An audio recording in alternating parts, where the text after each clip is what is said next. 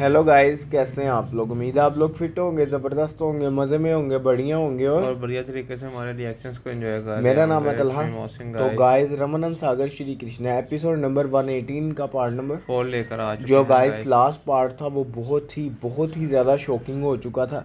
आपने देखा कि जो पद्मिनी जी हैं वो किस प्रकार अपनी मिसयूज कर विद्या रही का हैं। दुरुपयोग कर रही हैं और विष्णु जी ने यही करने से मना मना था। किया था उनको ये वरदान देने से पहले उन्होंने ये सब चीज़ों के बारे में कि स्मरण दिलाया अपनी था। शक्तियों का जब भी इस्तेमाल करना वो तीनों लोगों के कल्याण के लिए ही अब करना। शिव जी, विष्णु जी, सारे ब्रह्मा हो चुके जी हैं सब क्रोधित क्रोधित हो चुके और हैं। हम ये सुन भी चुके हैं, उन्होंने कह दिया कि उन्हें अपने इस अपराध का दंड भोगना अब होगा। अवश्य ही भोगना पड़ेगा। तो गाइज लास्ट में मोमेंट ये थी कि उन्होंने महर्षि के दो छोटे से बालकों को बड़ा कर दिया था अपनी विद्या से। समय की तो गति बदल के वही मौके पे महर्षि और उनके पत्नी भी आ गई थी। अब आगे होने क्या वाला वो तो देखेंगे तो पता चलेगा। चलते वीडियो की तरफ और देते हैं रिएक्शन।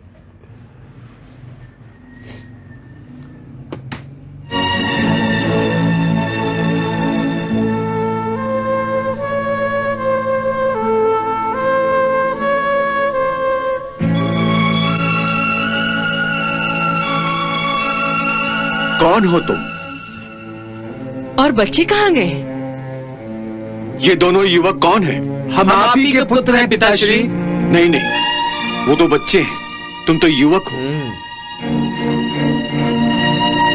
ये आप ही के बच्चे हैं ऋषिवर, ये आप ही के बच्चे हैं। ये हमारे बच्चे हैं।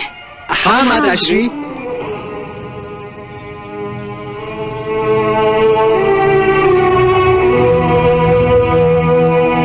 प्रणाम पिताश्री। आयुष्मान भव। प्रणाम माताश्री। सदा सुखी भव। परंतु असंभव संभव कैसे हो गया? हमारे छोटे बच्चे युवक कैसे बन गए? मुझे विश्वास नहीं हो रहा। मैंने इन्हें बड़ा किया है, मैंने इन पर रसायन विद्या का प्रयोग मैंने किया है। अब मैं समझ गई हूँ कि मैं रसायन विद्या जानती हूँ। मैं रसायन विद्या जानती हूँ, मुझे इसका प्रमाण मिल गया है।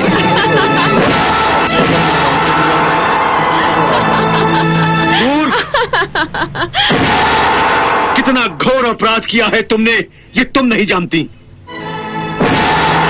तुमने मेरे बच्चों का बचपन छीनकर अच्छा नहीं किया। बचपन छीन अरे अभी तो मेरी ममता भी तृप्त नहीं हुई थी इनके बालपन से। रसायन विद्या ग्रहण करने के बाद तुम इतनी उन्मत्त हो गई कि तुम हमें प्रणाम करना भी भूल गई। तुम्हारा यह अपराध क्षम्य है, परंतु हमारे बच्चों को युवक बनाने का तुम्हारा अपराध क्षमा करने के योग्य नहीं है।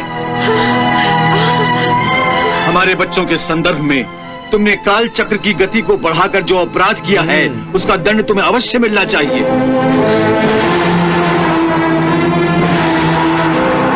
जीवन को समझने की, उसको अध्ययन करने की पहली सीढ़ी होती है बचपन, और तुमने वही सीढ़ी तोड़ दी। बच्चे भोले होते हैं, निष्पाप होते हैं, परंतु तुमने अपनी रसायन विद्या की लालसा में उनके भोलेपन की बलि चढ़ा दी। तुमने बच्चों को उनकी मां की गोद से छीन लिया है। तुमने हमारे आश्रम को रसायन विद्या के अनुचित उपयोग से दूषित कर दिया है। उसका दंड तुम्हें अवश्य मिलेगा। हे अप्सरी, मैं सदानंद ऋषि तुम्हें श्राप देता हूँ कि तुम देवलोक से भ्रष्ट होकर असुरों के कुल में जन्म लोगी, क्योंकि तुम्हारी मनोभूमिका असुरों से अधिक मिलती है। नहीं, ऐसा मत कीजिए ऋषिवर, मुझे क्षमा कीजिए, अपना श्राप वापस ले लीजिए। जिस मायावी और रसायन विद्या का तुम्हें गर्व है वो तुम भूल जाओगी। नहीं नहीं ऋषिवर, रसायन विद्या के आदी होने के बाद तुमने एक माता की ममता का तनिक सा भी ध्यान नहीं किया। नहीं नहीं, इस कारण तुम भी पुत्र सुख से वंचित रहोगी। नहीं, ऐसा मत कीजिए, इतना बड़ा श्राप मुझे मत दीजिए। तुमने जो पाप किया है उसके दंड में तुम्हारे लिए यही श्राप उचित है कि तुम मृत्युलोक में बांझ बनकर जन्म लो। नहीं,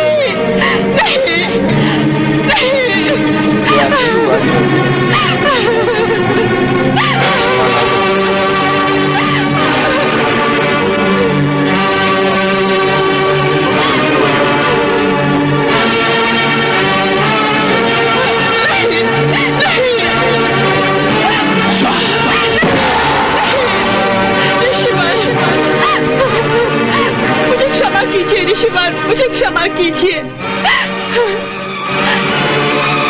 हे प्रभु मेरी रक्षा कीजिए। प्रभु मुझे क्षमा कीजिए। प्रभु प्रभु हे विष्णु।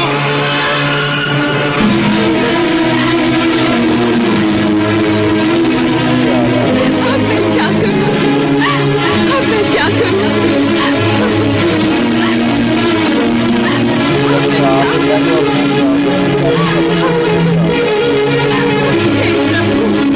हे लक्ष्मीपति, हे प्रभु,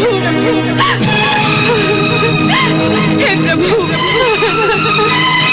हे प्रभु, प्रभु आप ही मेरा उद्धार कीजिए। प्रभु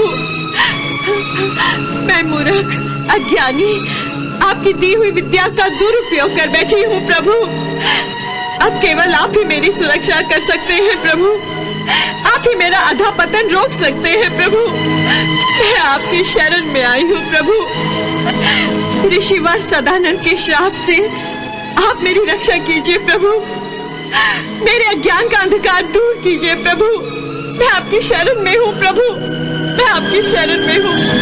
हे प्रभु, हे लक्ष्मीपति।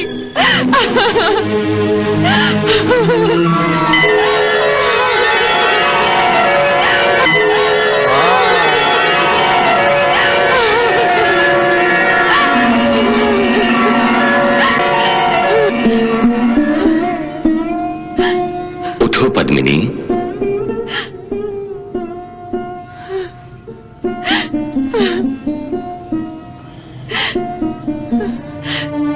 प्रणाम प्रभु।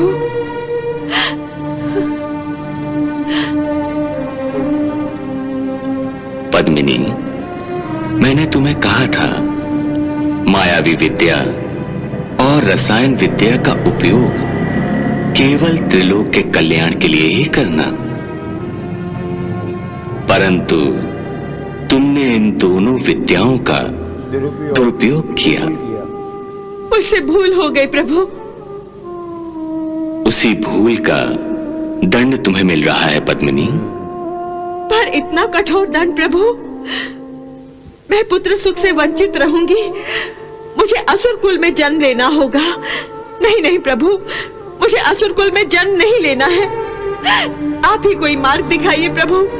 पद्मिनी, यही विधि का विधान है,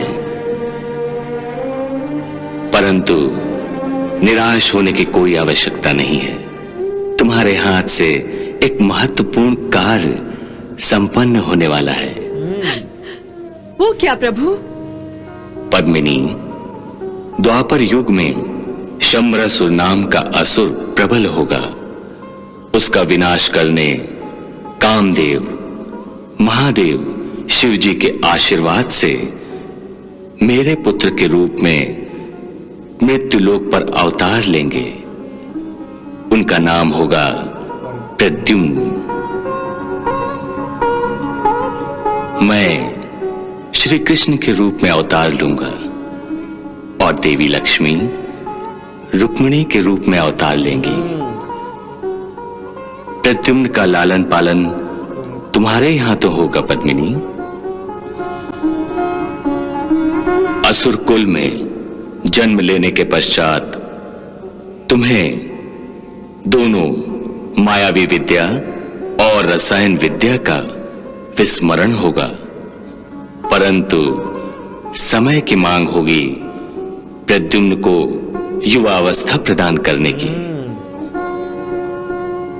तब तुम्हें फिर से इन दोनों विद्याओं का स्मरण होगा और तुम प्रद्युम्न को युवक बनाकर उसे मायावी विद्या की शिक्षा दोगी। जब प्रद्युम्न मायावी विद्या की शिक्षा ग्रहण कर लेगा और वो शम्रासुर का विनाश करेगा, तब उस समय तुम सदानंद ऋषि के श्राप से मुक्त हो जाओगी। पद्मिनी, तुम्हारे हाथ से त्रिलोक का कल्याण होने वाला है। अब क्यों आंसू बहा रही हो? ये पश्चाताप के आंसू है प्रभु। अब मुझे किसी चीज का मोह नहीं है। ना ही देवलोक का, ना ही पाताल लोक का, ना ही मायावी विद्या का और ना ही रसायन विद्या का। अब मैं मुक्ति चाहती हूँ प्रभु। जब द्वापर युग में त्रिलोक के कल्याण का कार्य मेरे हाथों संपन्न हो, तब आप मुझे मुक्ति दे दीजिए प्रभु, आप मुझे मुक्ति दे दीजिए। यही मेरी प्रार्थना है प्रभु, यही मेरी प्रार्थना है।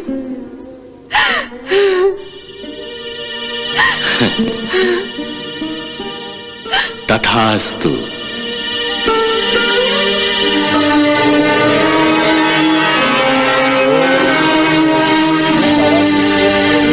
नारायण नारायण, आपकी लीला अगाध है भगवान। प्रद्युम्न की सुरक्षा की योजना आपने पहले से ही बना रखी थी। नारायण नारायण। कहीं पद्मिनी के मन में मायावी विद्या और रसायन विद्या की शिक्षा ग्रहण करने की प्रेरणा के पीछे आप ही तो नहीं थे प्रभु? प्रभु, अब हमें क्या करना होगा? देवी रति, देवऋषि और आपको भानामती से मिलना होगा। भानामती को जब आप पूर्व जन्म का स्मरण करा देंगे, तब उसे सब कुछ याद आ जाएगा और वो सदानंद ऋषि के श्राप से मुक्त हो जाएगी और प्रद्युम्न को युवावस्था प्रदान करेगी। देवी रति, प्रद्युम्न को यह बताना कि वो कामदेव है, ये आपका काम है। एक बात और कि शंबरासुर के गुरुदेव को प्रद्युम्न के बारे में पता चल गया है कि वो शंबरासुर के लिए मृत्युदाता है, बिल्कुल। इसलिए वो उसे मार डालने का प्रयास अवश्य करेंगे। उनका प्रयास विफल करने के लिए भानामती को पूर्व जन्म का स्मरण शीघ्र ही करा देना अति आवश्यक है। हम अति शीघ्र ही भानामती से मिलेंगे प्रभु। नारायण नारायण। तो यहाँ खत्म हुई ये एपिसोड। क्या कमाल की एपिसोड थी।